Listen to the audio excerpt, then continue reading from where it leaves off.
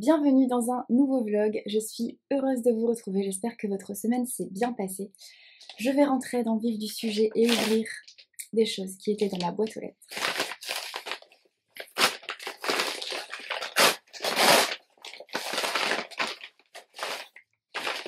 Alors, ah oui. Il s'agit d'un roman graphique, enfin d'une BD, Les Petits Voyageurs de l'Art. C'est le premier tome, je crois. Ça concerne la Joconde de Léonard de Vinci et c'est par Carbone et Moonly. C'est édité chez Ken Éditions. On m'a proposé de le recevoir et j'adore Carbone, notamment les ouvrages de Carbone. Donc j'ai été intriguée. Et puis j'ai trouvé le concept hyper chouette de pouvoir faire découvrir l'art aux jeunes. Je trouve ça hyper chouette. Avec un support comme celui-ci, c'est l'idéal, je trouve. Voilà, pour une première sensibilisation des jeunes à l'art.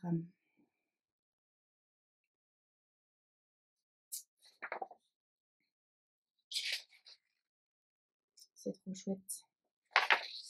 Alors, au niveau des illustrations,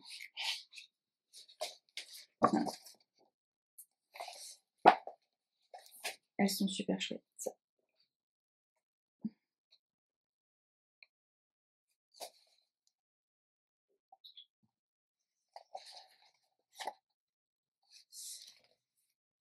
Et il y a un dossier pédagogique sur Léonard de Vinci qui est inclus. Je trouve ça vraiment top. Voilà. Je vais découvrir ça et je vous en reparle très bientôt. Ensuite,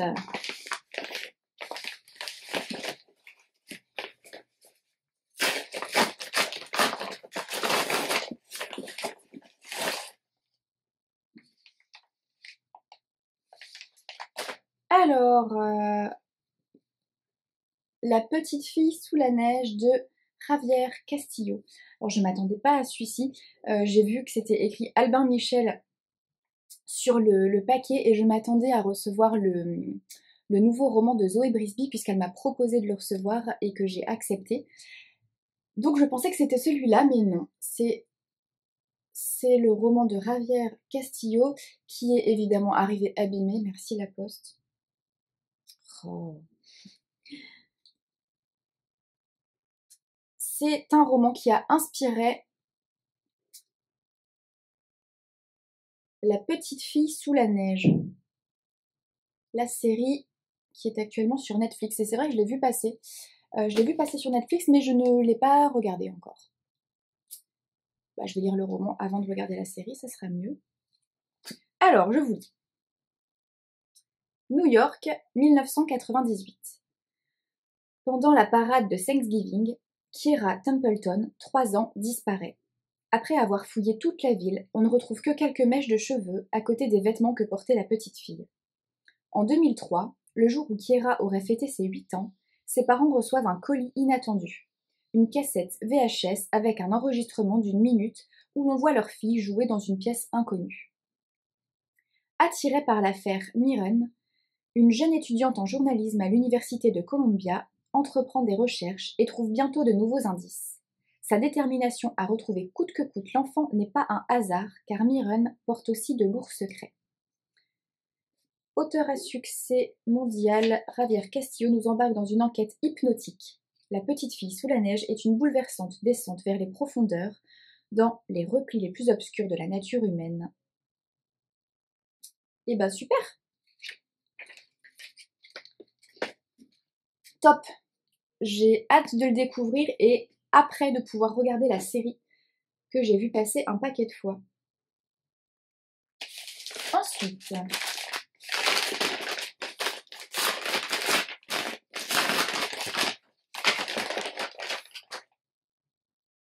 oui. Alors, il s'agit du roman Les Heures Creuses, un roman de Hélène Bien-Aimée aux éditions Sauvages. Alors, j'accepte de moins en moins de services presse qu'on me propose comme ça un peu à la volée. parce que juste j'ai plus le temps. J'ai des plannings de lecture très remplis, très chargés et j'ai une montagne de romans pas encore lus chez moi, donc j'en accepte vraiment beaucoup plus rarement. Le fait est que Léonie des Éditions Sauvages m'a contactée. Les Éditions Sauvages, c'est une toute jeune maison d'édition lilloise, donc j'ai été particulièrement intriguée et j'ai eu envie de soutenir voilà, cette jeune maison d'édition de chez moi. Et elle m'a parlé de ce roman et j'ai été plutôt séduite par ce qu'elle m'en a dit. Ça a suscité voilà, ma curiosité et j'ai eu envie de le découvrir, d'accepter de le recevoir. C'est un roman qui fait 275 pages. Je vous lis la 4e de couverture. Adolescente vivant en Allemagne dans les années 1940, Nelly survit à la guerre en s'accrochant à l'espoir de retrouver Peter. Après des années de captivité, Peter revient, l'épouse, reprend l'affaire familiale et se lance dans une carrière politique. 60 ans plus tard, Sarah, leur petite fille, découvre un secret de famille qui la replonge dans son métier de journaliste, trop longtemps mis de côté au profit d'un rôle de mère qui l'enferme dans une grande détresse. Le jour où Sarah découvre ce secret, elle se lance dans une enquête qui l'emportera là où elle ne s'y attendait pas. Dans les heures creuses, plusieurs destins se croisent. En parallèle de l'histoire de Nelly se dessine celle de Charlotte, d'Elk, de Sarah. Chaque chapitre porte le nom d'un personnage féminin, principal ou secondaire. Le roman aborde la place de la femme dans la société, les injonctions auxquelles chaque époque les confronte, le prix des choix et de l'émancipation, l'empreinte qui se transmet entre femmes d'une génération à une autre. À travers ces portraits vibrants, ce roman propose un autre regard sur l'histoire allemande du XXe siècle, qu'elle s'écrive à Ulm, Stuttgart ou au fond du Texas. Mais au-delà de son ancrage local et temporel, le livre touche à des questions universelles. Voilà, j'ai apprécié le côté destin croisé, j'ai apprécié. En tout cas, je suis intriguée par ça, par le côté des choses qui se transmettent de génération en génération, des secrets de famille. C'est vraiment le genre de choses que j'aime lire en termes de romans historiques. Donc voilà, j'ai eu envie de découvrir et de pouvoir soutenir cette petite maison d'édition lilloise. Donc je vous en dirai des nouvelles prochainement.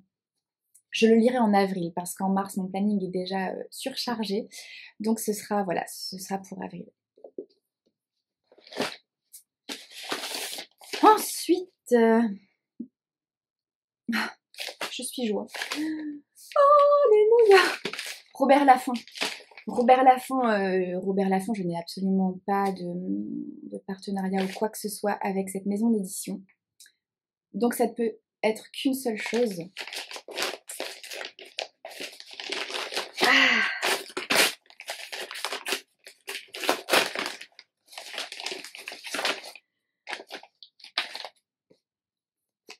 Mon précieux, je suis trop contente. J'espérais tellement le recevoir parce que Alia Cardin, Le monde que l'on porte, le nouveau roman de Alia Cardin. Alia Cardin, c'est une autrice et c'est même une personne que j'aime énormément. J'ai découvert cette autrice avec L'Envol, qui était édité chez Charleston il y a quelques années maintenant. J'avais adoré, j'avais vraiment eu un énorme coup de cœur pour ce roman. Ça m'avait donné très envie de rencontrer Alia. Donc j'étais allée à un salon de Bondu il y a quelques années, où je l'ai rencontrée. J'ai eu très envie de découvrir ses autres romans. Et après L'Envol, elle a sorti Mademoiselle Papillon.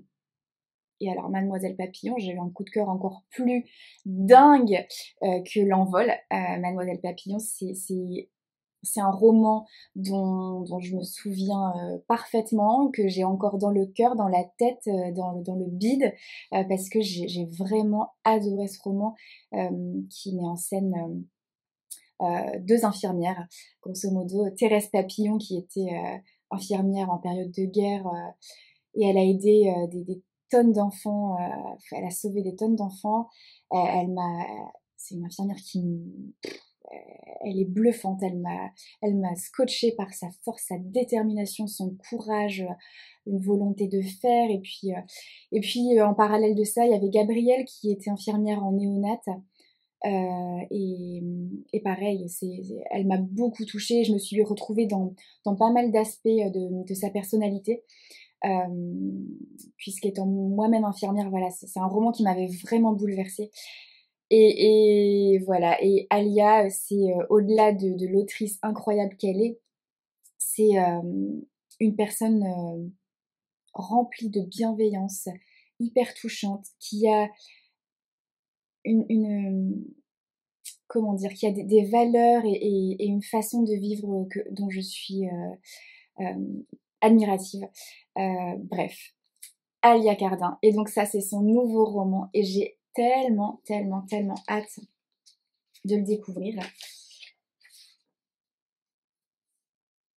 Alors, taquin, un petit mot est glissé dedans. Ravie de partager avec vous cette histoire. Je voulais mettre en lumière les femmes fortes que nous sommes lorsque nous décidons de nous accorder une juste place sur notre chemin.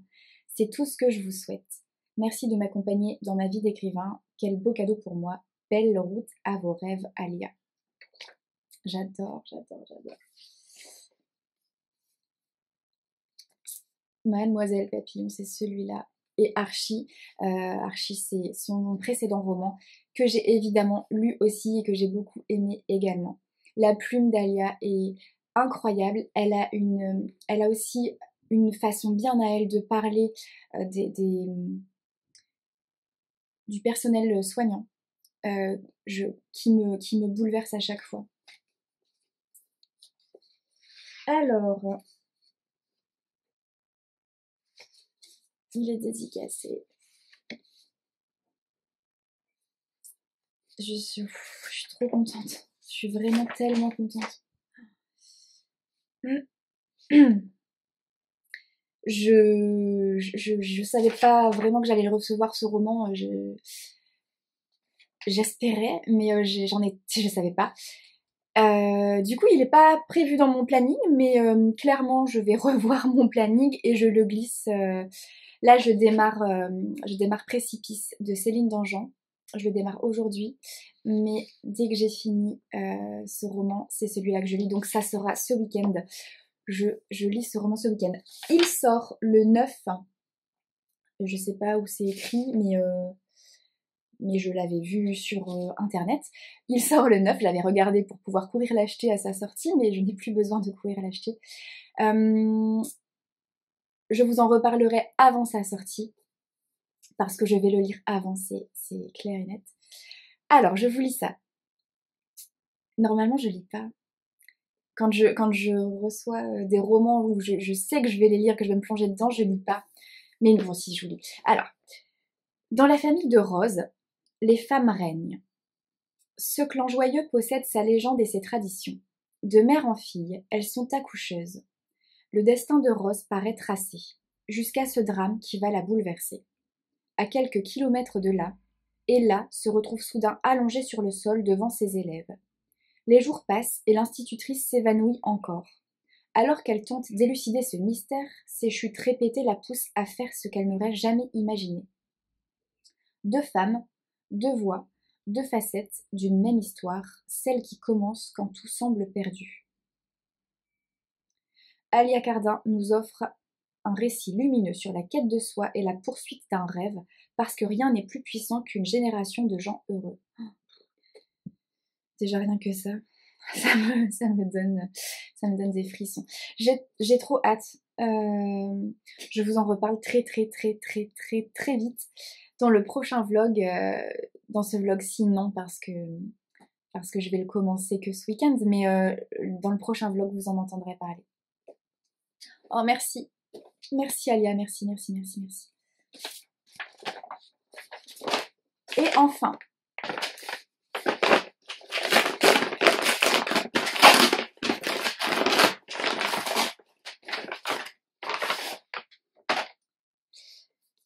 oui, ça nous vient des éditions Erol. Se remettre d'une rupture amoureuse en 99 jours. C'est long, 99 jours, mais bon. Le journal guidé pour vous aider à aller un peu mieux chaque jour. C'est par Michel Laudzner. Désolée. Alors.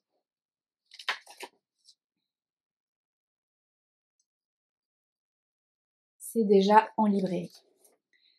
Peu importe que votre relation amoureuse ait duré 6 mois ou 10 ans, une blessure d'amour peut être intense et douloureuse.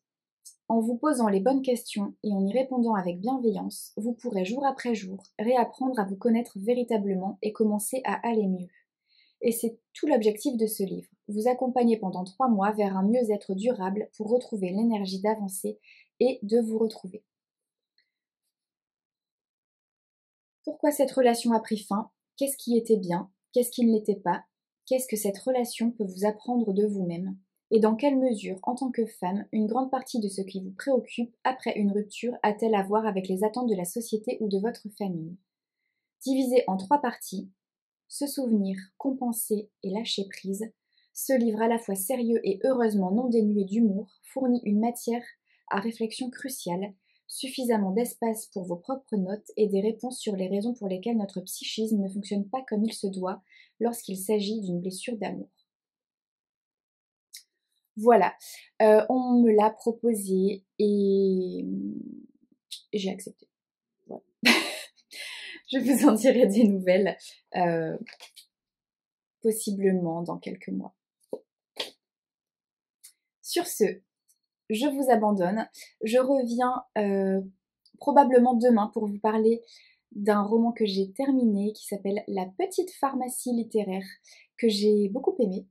Et puis je vous parlerai également de ce début de lecture du roman de Céline Dangean, dans lequel je vais me plonger absolument tout de suite et j'ai beaucoup trop hâte. Voilà, ciao. Coucou. Je reviens brièvement vous parler de ce roman. La petite pharmacie littéraire de Elena Molini, c'est édité chez Michel Lafon. Et alors, ce roman, j'ai trouvé ça très sympathique. C'est hyper frais, je trouve. Alors clairement, c'est pas ce à quoi je m'attendais. Pour situer un peu l'histoire, on part à Florence où on fait la connaissance de Blue. Blue qui vit en colocation avec 2 copines et qui travaille dans une librairie. Elle a une librairie qui va pas très bien, qui est un peu au bord de la faillite.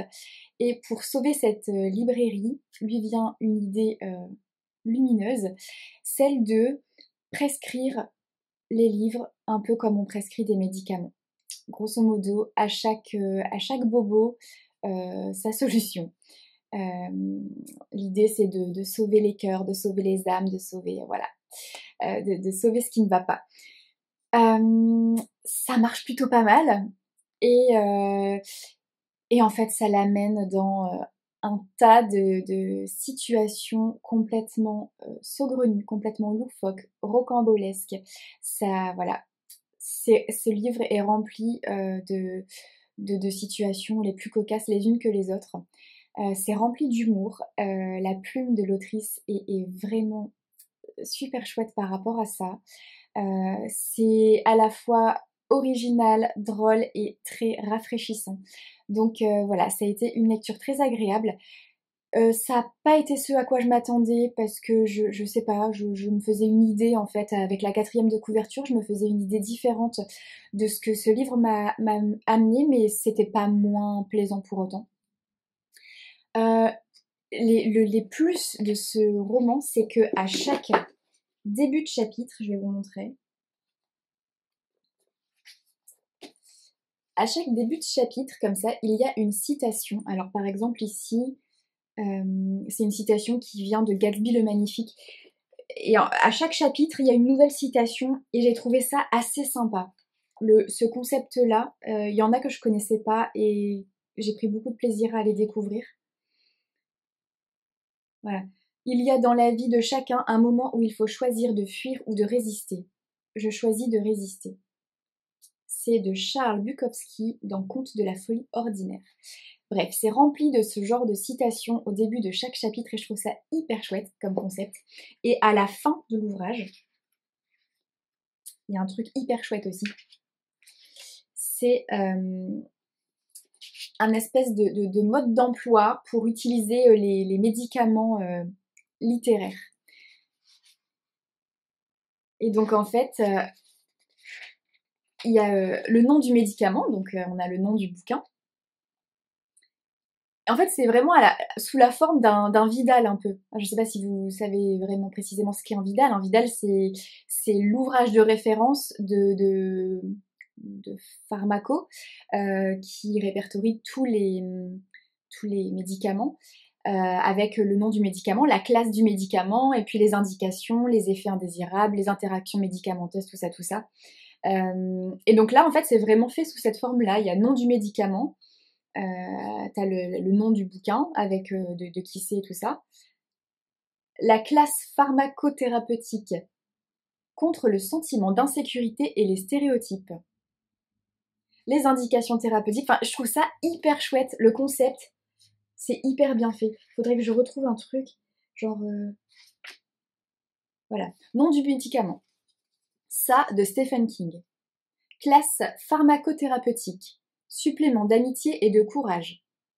Indication thérapeutique. Préconisé si vous souhaitez affronter vos peurs les plus profondes. Recommandé aussi si vous essayez de surmonter l'horreur de la vie quotidienne. Effet indésirable peut vous inciter à essayer de gérer des situations trop difficiles. En cas de décision impulsive et imprudente, arrêtez immédiatement le traitement. Enfin bref, je trouve c'est vraiment hyper sympa, c'est fait avec humour, c'est vraiment top. Enfin moi j'ai vraiment beaucoup aimé ce petit concept là à la fin. Et puis le livre de manière générale est agréable et divertissant. Donc voilà, c'était assez sympa. Au-delà de ça, je suis à présent dans cet ouvrage Précipice de Céline Dangean que j'ai commencé il y a 2 jours. J'en suis là, page 276 et j'adore. Je trouve ça génial. C'est mon premier roman de Céline Dangean. J'aime beaucoup sa façon d'écrire, de raconter les histoires. L'intrigue est super chouette. Je m'étais fait plein d'idées, j'avais plein d'hypothèses sur le déroulement des choses et sur un peu le dénouement, on va dire. Et en fait, arrivé à cet endroit-là, ils en sont à la même conclusion que moi. Mais comme il reste encore quasiment la moitié du roman, je me dis que je dois faire fausse route et que j'y suis pas du tout. Bref, en tout cas, c'est trop top. Je prends beaucoup de plaisir à le lire. Je vais m'y remettre là, juste après. J'aurais aimé le terminer aujourd'hui pour pouvoir commencer celui-ci demain. Mais bon, ça va être peut-être un petit peu compliqué parce qu'il me reste plus de 200 pages. Oh, il y a peut-être moyen. À voir. J'ai remonté des petites choses de ma boîte aux lettres, donc avant de vous quitter et de vous retrouver la semaine prochaine, je vais les ouvrir avec vous. Celui-ci, ça vient d'où ça? Je ne sais pas.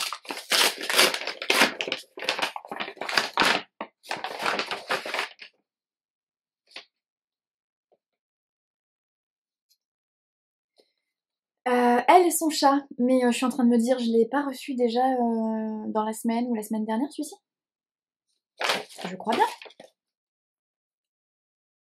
Bah si. Voilà.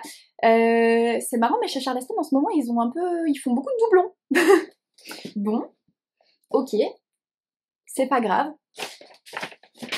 Je vais le lire prochainement. Ensuite, tada!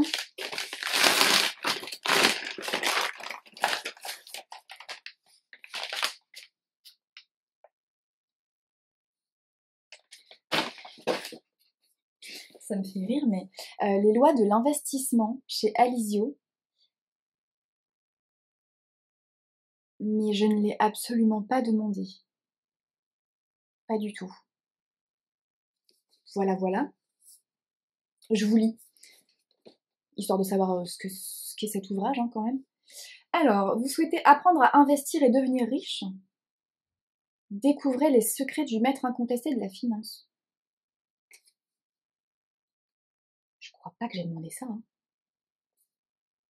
À 26 ans, Warren Buffett lance sa première entreprise, Buffett Partnership Limited. Ouais, bon, bref, moi et l'anglais. Avec tout juste 100 $. C'est le début d'une période au succès inégalé. Il multiplie les placements fructueux sans une seule année de perte pour devenir 14 ans plus tard l'investisseur le plus prospère de tous les temps. Quelles sont ses tactiques? Sur quoi se fonde sa stratégie à long terme axée sur la valeur? Comment s'est forgé l'état d'esprit de ce jeune homme d'affaires visionnaire à la discipline de fer? Ce livre présente et commente les écrits inédits de Warren Buffett, datant de ses années d'or, où il a posé les bases de son empire financier. Des leçons intemporelles et puissantes dont tout investisseur a besoin aujourd'hui pour atteindre le succès. Ok, d'accord, mais je ne l'ai quand même absolument pas demandé. Bizarre. Très bizarre. Bon. Le dernier.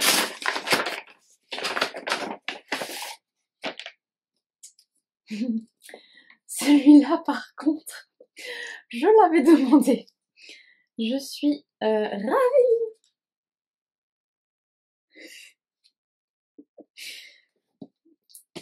Alors, je suis ravie de recevoir le roman d'Alexis Lepsker, le nouveau Hurlement, avec le joli marque-page qui va avec. C'est édité chez Michel Lafon et Alexis m'a laissé une dédicace très rigolote. Oui, on progresse, merci Alexis. Alors, Hurlement. Je vais enlever ce truc-là. Hurlement. Plus vous chercherez à comprendre, plus le piège se refermera sur vous. 5 femmes kidnappées, 4 victimes introuvables, 3 enquêteurs sur la brèche, 2 jours seulement, 1 tueur diabolique. 0 chance d'en sortir indemne. Haha! J'adore! J'adore, ça donne super envie. Bon ben c'est trop cool. Il est programmé sur mon planning de mars, donc je vais le lire tout bientôt. Je suis ravie. Je suis ravie. Cette dédicace Alexis me fait beaucoup trop rire. Voilà. Super, trop cool. Sur ce, je vous abandonne, je vous laisse, je vous retrouve la semaine prochaine où j'ai plein de super lectures de prévues et j'ai trop hâte de pouvoir les lire et de pouvoir vous en parler. Je vous abandonne donc là, je vous souhaite une excellente semaine, prenez soin de vous, prenez soin de ceux qui vous entourent et à très vite.